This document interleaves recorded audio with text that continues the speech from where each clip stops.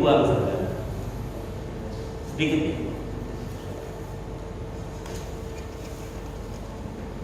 La ilaha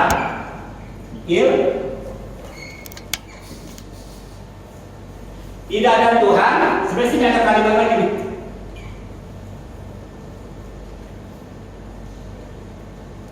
La ilaha ar-Rahman. Tidak ada Tuhan yang Maha Pemurah kecuali Allah. La ilaha ar-Rahim illallah. La ilaha maliku illallah. Jadi ada kalimat di sini yang dibuang untuk mempersingkatkan. Tinggal setelah kita asal kita 99 kita masuk ke sini. Tidak ada Tuhan yang Maha Pemurah kecuali Allah. Tidak ada Tuhan yang Maha melihat kecuali Allah. Tidak ada Tuhan yang Maha mengawasi kecuali Allah. Itulah yang dimaksud dengan ketika orang tauhidnya selalu ada di dalam dadanya. Dia nggak berani menolong, nggak berani korupsi, nggak berani bunuh, nggak berani apa-apa.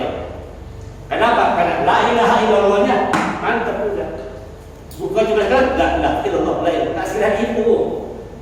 Tapi sudah makna dalam la sudah. Nggak ada yang patut disembah kecuali Allah. Tidak ada yang dimaksud kecuali Allah. Tidak ada yang melihat kecuali Allah. Ketika tauhid ini sudah masuk ke dalam diri, maka mulutnya pun akan dijaga, tidak mudah menyakiti orang, tidak mudah merugikan orang. Ketika ini sudah masuk, maka seringkali Rasulullah bilang, jadi dulu iman bila la ilaha illallah.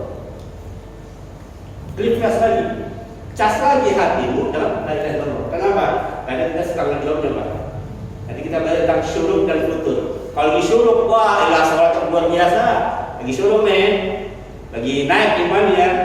Sholat nggak pernah telat, aku harus kalau baca 2 juz, itu kan? Lagi rajin, lagi malas butuh.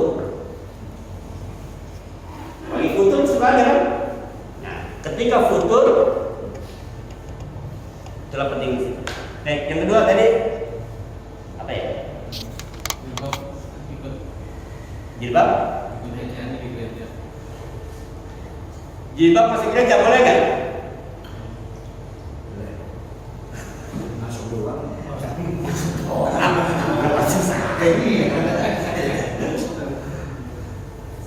Yang dikasihkan lagi Pak, sholat di gereja boleh nggak? Boleh. Boleh masuk doang Pak? Gampang masuk doang. Sholat di gereja boleh nggak? Boleh. Boleh. Cuma secara hukum fikih makruh gitu doang. Secara hukum fikih makruh. Masuk doang ya masuk doang. Berapa susah? Nggak masalah. Bapak nekot gitu kan? Jadi ayam buruk nih. Pas ada kata tidak hujan, lagi ada kan? Hujan bodoh bukan tempat ngaut, kata tidak doang adanya. Boleh nggak masuk itu? Boleh. Oh, kok boleh jauh orang bener tuh. Wah. Jadi lihat dulu maksudnya apa. Ya, maksudnya apa? Ibadah di gereja pun kalau memang nggak ada tempat lain. Tapi kaos lagi ada. Nah, kita sering dengar cerita itu. Dulu Sayyidina Umar bin Khattab ketika menguasai Baitul Maqdis dari kekuasaan Bizantium atau Roma, katanya dibilang bahwa Umar bin Khattab masuk ke dalam gereja sholat di situ. Saya bukan sholat di situ Pak. Jadi Sayyidina Umar bin Khattab masuk ke situ setelah dikuasai pegang kunci. Umar bin Khattab keluar ke sisi masjid, yaitu sholat di luar. Sholat di luar menghadap Ka'bah. Nah, maka akhirnya itu dikenal dibikinlah masjid Umar di situ. Itu tadi dia sholat di luar, bukan di dalam gereja. Ya, yang saat itu dikuasai oleh Romawi Bizantium. Oke, ada lagi? Ya, Mas Wahyu. Mas Wahyu. Masalah tadi kan sudah disinggung masalah harta warisan, seumpamanya dari non Muslim ke Muslim. Itu kan jatuhnya harusnya hibah. Nah itu perbedaannya seperti apa gitu? Kalau hibah seperti apa, kalau warisan seperti apa? Terus pertanyaan kedua, misal kita punya saudara atau punya teman yang sudah jelas-jelas itu non muslim. Nah, yang kita ketika main di rumah taruhlah kita dikasih air, dikasih makanan gitu ya. Ini uang itu dari orang yang non muslim. Nah, apakah hukumnya itu seperti seperti apa etikanya itu Ustaz? Apakah boleh kita terima, kita makan, kita minum, seumpamanya ngasih hadiah buat kita juga, apakah tetap kita terima atau gimana Ustaz? Terima kasih Ustaz. Yang Bapak pahami uangnya itu caranya halal nggak? Nah itu kita tidak tahu seperti apa yang tadi itu semuanya kita punya. Nih bahasa kasar ya. Ada si Acong, ya kan, dia jualan, ada keuntungan 20.000, Mas Boy dia coba makan bakso, boleh nggak? Si Acong nih yang non muslim, tapi ada si Adol main judi, menang, diajak makan, Bapak pilih yang mana? Pilih Adol atau pilih Acong? Padahal Acong non muslim, ini muslim, pilih mana? Nah berarti bukan agama orang, tapi bagaimana cara mendapatkan. Itu yang pertama. Yang kedua, nggak usah kepo-kepo banget, hidup mah. Wah itu di mana? Jangan-jangan. Nah kalau mau ditelusurin, bapak orang beli spray bapak udah belum tahu dijual di mana. Kalau memang ranahnya bukan ranah kita, nggak usah dibikin pusing. Adinu yusrun. Agama itu gampang, mudah, jangan dipersulit. Udah bukan diajak, masalah dia dapat dari mana terserah. Yang penting gue yakin orang baik, udah. Yang penting dia orang baik, kita yakin nih, percaya dia orang baik. Tapi kalau memang dia jelas dapatnya dari haram ya, jangankan dia. Ustadz ngasih juga kalau sebenarnya menang judi ya jangan. Ustadznya main judi misalkan, menang, berkahnya dibagi, tetap aja nggak boleh. Oh ya, Ustadz. Kenapa nggak usah main judi? Ada apa? Ustadz main koin. Nah. Kemudian itu caranya. Nah kemudian kalau bicara masakan, kalau kita tahu memang dia masaknya dari tempat yang memang buat seperti yang haram ini. Misalkan nih dia masaknya B2 dan kita jelas tahu alatnya itu dipakai buat itu. Habis masak godok B2 terus godok mie pakai kue yang sama, itu jelas nggak boleh. Termasuk kodanya itu nggak boleh. Karena jelas keharamannya innal halal bayyinun wa innal harama bayin. Kita sudah belajar itu dulu ketika ngaji hadis, ya, ngaji hadis. Nah, tapi sesuatu yang memang caranya benar, walaupun dia non muslim nggak masalah, ya, nggak masalah. Jadi haram itu, ini kan bicara makan, ya. Jangan seperti itu, Misalkan gini, boleh nggak kita terima kain sarung buat sholat dari non muslim? Lu biasain lagi nih. Bayu dapat hadiah, ya kan? Dari pelanggannya, maklum mitranya kan, tapi non muslim, dapat kain sarung untuk sholat id, boleh nggak?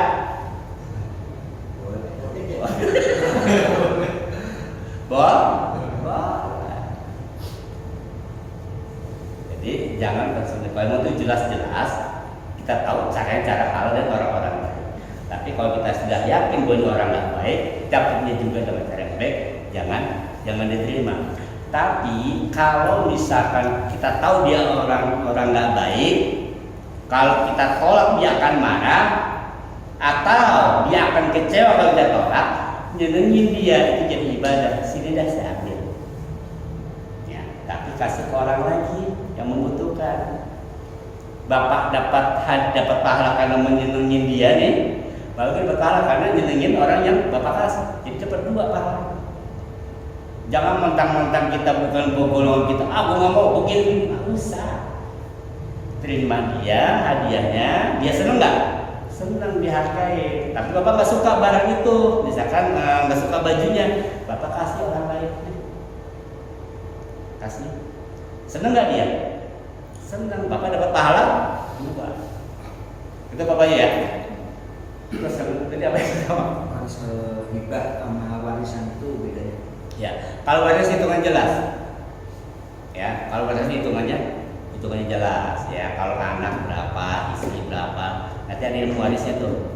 Ya, kalau hibah itu hadiah doang. Jadi bukan sebuah kewajiban. Kalau yang warisan itu wajib dikasih, Pak. Yang namanya warisan wajib dikasih. Misalkan nih dia punya anak 4, ya kan? Itu 4 sudah semua. Itu warisan. Tapi kalau hibah, ya mau kasih mau kakak terserah. Karena apa? Si anak ini sudah nggak masuk dalam ahli waris. Kalaupun dikasih bahasanya apa? Hadiah. Tapi ingat, hibah itu diberikan setelah warisan terpenuhi. Misalkan nih, bapak punya anak, mohon maaf, akhirnya nikah sama non muslim, jangan bertar. Bapak beresin dulu anak-anak yang muslim warisannya. Ada sisanya baru kasih dia. Atau ngomong kayak, Tom, Neng, masih kan belum kebagian nih. Ini bukan warisan ya, ini hadiah. Boleh nggak? Boleh. Itu kasih dia itu namanya hibah.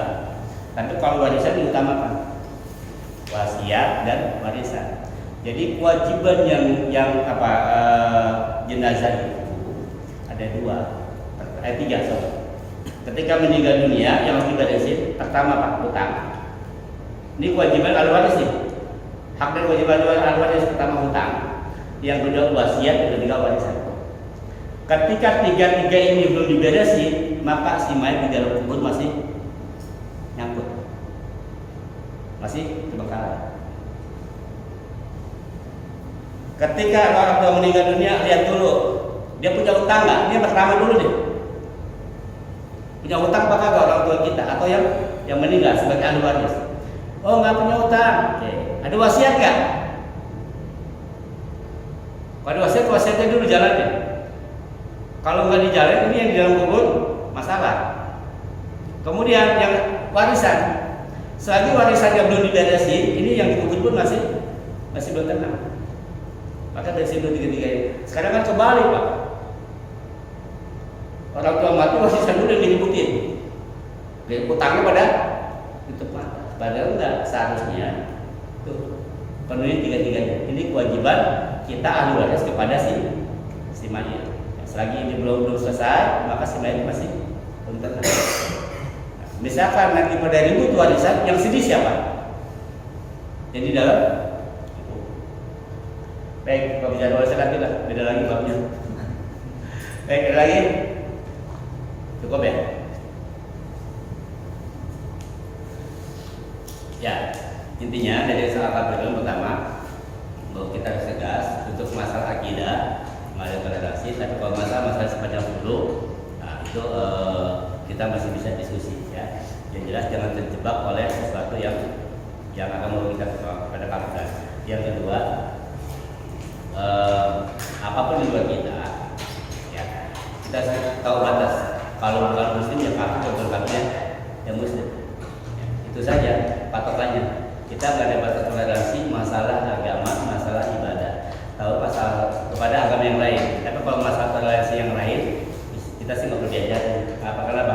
Karena memang kita dari awalnya sudah belajar sudah diajarkan tentang bagaimana cara bertoleransi yang baik. Ya. Kemudian kita harus bertegas lagi bahwa saat ini kembalilah kepada tauhid. Ya. Karena ketika tauhid kita mentah, maksiat gampang masuk, ya. Amal ibadah pun gampang hilang. Yang kita khawatirkan ketika kita maksiat, kita dicabut nyawa kita oleh Allah Subhanahu wa Ta'ala. Insyaallah besok kita akan kaji surat Al-Baqarah. Tapi kayak besok, untuk minggu besok tarhib ya, tarhib Ramadan aja. Minggu besok kita persiapan Ramadan. Tinggal kita bicara Ramadan maunya bagaimana. Masih mau ngaji, apa libur, apa bagaimana terserah. Apakah kemarin tadarusan dan perkismu dilanjutkan? Allah, tergantung DKM. Kalau kita sih main keroyokan aja punya bagaimana ya. Demikian, mohon maaf.